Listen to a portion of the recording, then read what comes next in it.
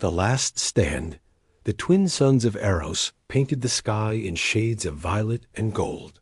Captain Sala stood on the bridge of the orbital station, watching her homeworld spin peacefully below. The Vulcan people had known peace for 12 generations. They were scholars, artists, and philosophers. Their cities gleamed with crystalline towers that captured sunlight and transformed it into music. Their libraries held knowledge spanning thousands of years. War was something they read about in ancient texts, a relic of their primitive past. That peace shattered in an instant. The alarm system screamed to life. Sala's second officer, Lieutenant Mera, rushed to her station. Her scaled hands moved rapidly across the controls, her violet eyes widening with each passing second. Captain, we have multiple contacts dropping out of hyperspace at the system's edge. The signatures are hostile. Configuration matches Kryn Collective warships. Sala felt her blood turn cold. The Kryn Collective. Every species in the outer sectors knew that name and feared it. They were conquerors who swept through star systems like a plague. They took resources, enslaved populations, and left nothing but devastation in their wake. They had destroyed 17 civilizations in the past decade alone. How many ships? Sala asked, keeping her voice steady despite the terror clawing at her chest. 42 warships, Captain. All heavy cruisers and battleships. Mera's voice trembled. They're heading straight for us. Sala looked down at Eros. 15 million. Vulcan lived on that world. Families, children, elders who had never known violence. Her people had no military fleet. They had 6 patrol vessels designed for asteroid mining operations and rescue missions. They had never needed anything more. Sound the planetary alarm. Sala commanded, evacuate the coastal cities immediately. Get everyone into the underground shelters. She paused, knowing how futile it was. And launch our patrol ships. Every single one. Captain, Mera protested, those ships have no weapons. They're not designed for combat. I know. Sala met her eyes. But we have to try. We have to give our people time to reach safety. The 6 patrol vessels launched within minutes. Sala watched them on her tactical display, 6 tiny lights moving to intercept an armada. The pilots knew they were flying to their deaths. They did it anyway, because that's what you did when your families needed time. When your world needed even a few more minutes, that the first Kryn missiles struck the northern continent 8 minutes later. Sala watched the explosion bloom on her screen, a flower of fire that consumed an entire city in seconds. 50,000 souls gone in a heartbeat. The music towers that had stood for centuries turned to ash. The patrol vessels engaged the Kryn fleet. It was like throwing pebbles at a mountain. One by one, they were destroyed. Pilot Dern bought them 40 seconds. Commander Voss bought them 1 minute and 12 seconds. Lieutenant Kresh managed to damage 1 Kryn cruiser before his ship was vaporized. His sacrifice bought them 2 minutes, 6 brave souls. Less than 5 minutes total. But Sala honored every second they gave her. Send the distress signal. Sala ordered. All frequencies. Maximum power. Contact the Galactic Federation immediately. Tell them we're under attack. Tell them we need military assistance now. Lieutenant Mera's claws moved across the communication array. Signal sent, Captain. Repeating on all emergency channels. She hesitated. Captain, the Federation protocols state that military aid requests must be reviewed by the Security Council. That process takes days. Sala closed her eyes. Days. They didn't have hours. The Kryn bombardment intensified. 3 more cities vanished from her tactical display. The underground shelters were holding, but the Kryn knew they were there. It was only a matter of time before they started targeting the shelters specifically. That's what they did. They broke the spirit of a world before they claimed it. The orbital station shook as a Kryn destroyer passed nearby, its weapon scarring the hull. Alarms blared. Hull breach on deck 7. Mara reported. Sealing emergency bulkheads. Sala watched her world burn. She watched her people die. She watched everything her civilization had built over thousands of years crumble in minutes. The Galactic Federation's response finally came through. An automated message. Cold, bureaucratic. Your request for military intervention has been received. It will be reviewed by the Security Council within 72 standard hours. Please stand by. 72 hours. 3 days. They'd all be dead in 3 hours. Sala's hands clenched into fists. The Federation that her people had paid dues to for centuries. The Federation that promised mutual defense and protection. They were abandoning Eros to its fate. A small colony. Too far out. Not strategically important enough. Just another statistic. Captain. Mara's voice cut through her despair. We're receiving a response. Not from the Federation. From somewhere else. What do you mean, somewhere else? Sala demanded. The signal origin is from a system called Sol. The species identifier translates to human. I've never heard of them. They're not in any of our databases. Not Federation members. Not even registered with the Galactic Archive. Sala felt confusion cut through her grief. An unknown species? Play the message. The voice that came through was rough, determined, speaking in galactic standard with an unfamiliar accent. This is Fleet Admiral Jackson Rivers of the Earth Defense Force. We received your distress call. We're coming. Hold your position. Protect your people. Help is 17 hours out. 17 hours. Sala looked at her tactical display. The Kryn would finish their bombardment in less than 6. But something in that human voice, something fierce and unwavering, gave her a spark of hope she thought had died. Send a response. Sala said, tell them we'll try. Tell them to hurry. The next hours were the longest of Sala's life. She coordinated the evacuation efforts, moving people from compromised shelters to deeper bunkers. She watched 12 more cities fall. She listened to the screams over the communication channels. She recorded the names of the dead, knowing someone should remember them. The Kryn fleet commander, War Leader Richter, broadcast his demands. Surrender unconditionally. Submit to Kryn authority. Provide full resource manifests and population records. The alternative was complete extermination. Sala didn't respond. She bought time. She moved her people.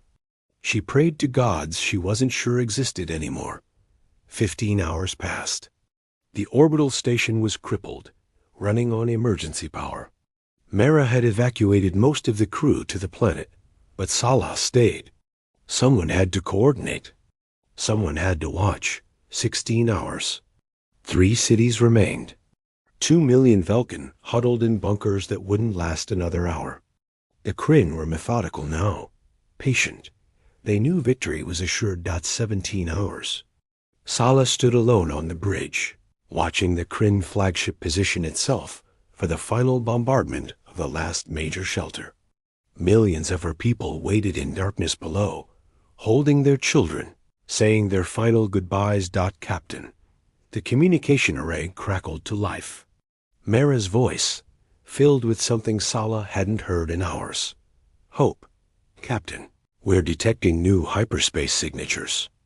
Massive fleet. Unknown configuration. They just appeared at the edge of the system. How many? Sala asked, her voice barely a whisper. 80-7 warships. They're broadcasting on all frequencies. The message played across every channel. Admiral Rivers' voice, harder now, filled with cold fury. This is the Earth Defense Force. Kryn collective vessels. You are ordered to cease fire immediately and withdraw from this system. You have attacked a civilian population. You have ignored interstellar law. You have 30 seconds to comply, or we will remove you by force. Sala watched her tactical display. The human fleet moved like nothing she'd ever seen. Fast, precise, coordinated with mathematical perfection. They crossed the system in minutes, a journey that should have taken hours. The Kryn response was predictable, arrogant, dismissive. War. Leader Richter's message broadcast clearly. Unknown species, this is Kryn territory. You will leave immediately or be destroyed. You have no authority. Here. Sala held her breath. The human response came not in words, but in action. 87 warships opened fire simultaneously. The void lit up like a newborn star. And Sala realized that the Kryn collective had just made the worst mistake in their violent history. They had ignored humanity's warning. Asterisk. Fire and Fury War leader Richter sat in his command throne aboard the Kryn flagship Devastator, watching the unknown human fleet approach. He had conquered 43 worlds in his career. He had burned civilizations that had stood for millennia. He had faced fleets 3 times the size of his own and emerged victorious. These humans, whoever they were, would be no different. Target their lead ships. Richter ordered. Show them the price of interfering with the Kryn collective. His weapons officer hesitated. War leader, their ship configurations are unusual. Our tactical computers can't identify their weak points. They don't match any known design in our database. Then target everything. Richter growled. Overwhelm them with firepower. The Kryn fleet opened fire. Hundreds of plasma torpedoes and energy beams lanced across the void toward the human ships. Richter watched the sensors, waiting for the satisfying explosions that always followed. They never came. The human ships moved, not with the predictable patterns of other species, but with impossible precision. They didn't dodge the incoming fire. They danced through it. Every ship knew exactly where every other ship would be. They wove between plasma torpedoes like water flowing around stones. When energy beams did connect, strange shields absorbed them, dissipating the energy in ways Kryn science couldn't explain. War leader, the tactical officer's voice was tight with fear. They're not taking any damage. Our weapons aren't effective. Impossible. Richter snarled. Increase fire rate. Concentrate all firepower on their flagship. The human dreadnought at the center of their formation was massive, larger than anything in the Kryn fleet. It absorbed the concentrated fire of 12 Kryn battleships. Its shields flared but held. And then it returned fire. Richter had seen planetary bombardment weapons. He had used them himself countless times. What the human ship unleashed was something different entirely. Rails guns that accelerated projectiles to a fraction of light speed. Missiles that moved with their own intelligence, dodging point defense systems. Energy weapons that burned through armor like it was paper. The first Kryn battleship exploded in 3 seconds. The second lasted 4. The third tried to retreat and was cut in half by a precisely aimed kinetic round that struck its reactor core. What are they using? Richter roared. His bridge crew scrambled for answers they didn't have. The human fleet pressed forward. They didn't fight like the civilized species of the Galactic Federation, with their rules of engagement and their measured responses. They fought with calculated brutality. Every shot found its mark. Every tactic exploited Kryn weaknesses that Richter didn't know existed, because humanity had been watching. For 50 years, Earth had listened to galactic transmissions in silence. They had studied every species, every ship design, every battle tactic. They knew the Kryn collective better than the Kryn knew themselves. And they had prepared for this moment. All ships, evasive maneuvers. Richter commanded, reform the battle line. We outnumber them, but numbers meant nothing against superior tactics. The human ships moved in perfect coordination, like a single organism with 87 bodies. They split the Kryn fleet into smaller groups, surrounding and destroying each group before moving to the next. Kryn cruisers that had terrorized entire sectors were reduced to debris in seconds. War leader, we've lost 18 ships. The tactical officer's voice was panicked now. Their targeting systems are impossible. They're hitting our reactor cores, our weapon batteries, our bridge sections. Every shot is a kill shot. Richter watched his fleet die. He watched ships that had survived 100 battles explode like toys. He watched his most experienced commanders vanish from his tactical display. And for the first time in his long career, he felt something unfamiliar crawling up his spine. Fear. The human flagship, the Un's redemption, burned through the Kryn formation like a blade. Admiral Rivers' voice broadcast across all channels. You were warned. You chose violence. Now you face the consequences. A human destroyer positioned itself between the Kryn fleet and Aros, a single ship protecting the wounded planet. It was a statement, a line drawn in the void. The Kryn would not touch that world again. Richter's tactical display was a sea of red. 31 of his 42 ships were destroyed. The rest were damaged, limping, trying desperately to retreat. But the humans weren't letting them go. They pursued with relentless efficiency. War leader, we must withdraw. His second commander's voice was desperate. We cannot win this engagement. We need to retreat and regroup. Richter's pride warred with his survival instinct. The Kryn collective did not retreat. They did not surrender. But they also didn't die pointlessly. He made his decision. All remaining ships, emergency jump to hyperspace. Retreat to the nearest Kryn outpost. The Kryn vessels began charging their hyperspace drives. It would take 60 seconds. 60 seconds they might not have. The human fleet stopped firing. They held position, weapons still tracking every Kryn ship, but not pulling the triggers. Admiral Rivers' voice came through one final time. Leave now. Never return to this system. And spread the word across your empire. Earth protects those who cannot protect themselves. The next time you attack innocents, we will not show mercy. Richter's remaining ships jumped to hyperspace. 11 vessels from a fleet of 42. The most devastating defeat in Kryn military history. As his ship fled through the dimensional tunnel, Richter's last sight was of human ships positioning themselves in orbit around Aros, standing guard over the broken world. On the crippled orbital station, Captain Sala watched through tear-filled eyes as the human fleet took defensive positions around her world. The Kryn were gone. Her people were saved. It seemed impossible, like something from ancient legends. The communication array activated. Admiral Rivers' face appeared on her screen. He was older than she expected, with gray hair and eyes that had seen too much war. But his expression was gentle now. Captain Sala, are you injured? Do you need immediate medical assistance? Sala found her voice. We have wounded. Millions of wounded. Our medical facilities are destroyed. Our cities are gone. We have nothing left to give you in return for your help. Rivers shook his head. We didn't come for payment. We came because you asked for help and no one else answered. That's reason enough. Tears flowed freely down Sala's face now. Why? Why would you risk your ships, your people, for strangers? We're not part of your alliance.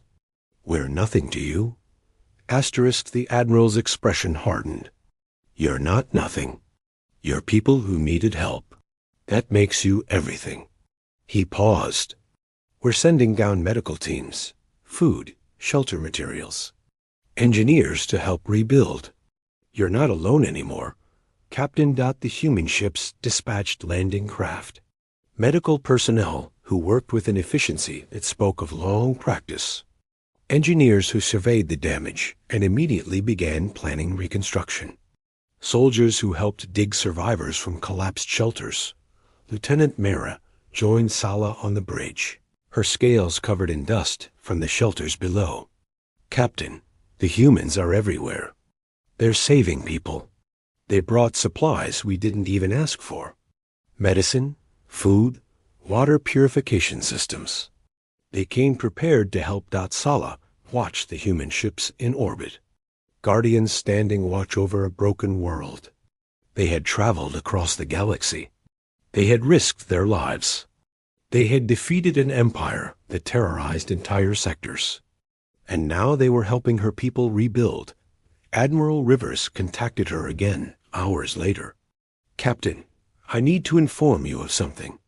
We've sent a message to the Galactic Federation. We've told them what happened here. We've told them that Earth will no longer stand by while innocent civilizations are destroyed because they're not strategically important enough to defend." "What does that mean?" Sala asked. "It means," Rivers said quietly, "that any species that attacks civilian populations will answer to humanity. We don't care about politics. We don't care about trade agreements. We care about protecting people who can't protect themselves." Starting with Eros, Sala felt something shift inside her. Hope. Real hope, for the first time since the attack began. "Thank you," she whispered. "Thank you for hearing us when no one else would. That's what humans do." Rivers smiled. "We answer the call." Asterisk across the galaxy, the message spread.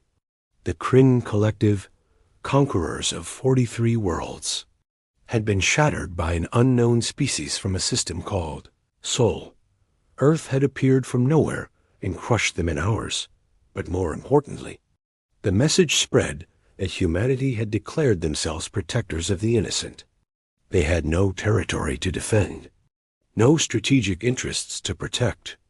They simply couldn't ignore a cry for help. Other peaceful species, long terrorized by aggressive empires, began to hope. The Galactic Federation, embarrassed by their failure, scrambled to understand this new power that didn't play by their rules. Asterisk.